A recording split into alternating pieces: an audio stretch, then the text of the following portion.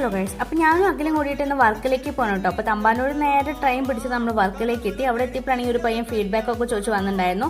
ഞാനും അഖിലും നമ്മുടെ unexpected friendship ആയിരുന്നു കേട്ടോ. ഞാൻ അവളായിട്ട് ഇത്ര കൂട്ടാവുമെന്ന് വിചാരിച്ചിട്ടുണ്ടായിരുന്നില്ല. ഹരിയേട്ടൻ്റെ വീട് നേരെ ഓപ്പോസിറ്റുള്ള വീടാണ് അവളുടെ.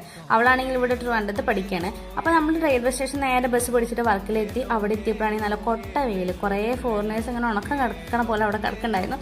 എങ്ങനെയാണെന്നാണ് ഞാൻ അതൊക്കെ ആലോചിച്ചുകൊണ്ടിരിക്കുന്നുണ്ടായിരുന്നത്. അപ്പോൾ കുറച്ച് കഴിഞ്ഞപ്പോൾ ദാഹമായപ്പോൾ ഞങ്ങളൊരു ഷേക്ക് കുടിക്കുന്നത് തന്നെ എൻ്റെ പൊന്നു ഗൈസ്.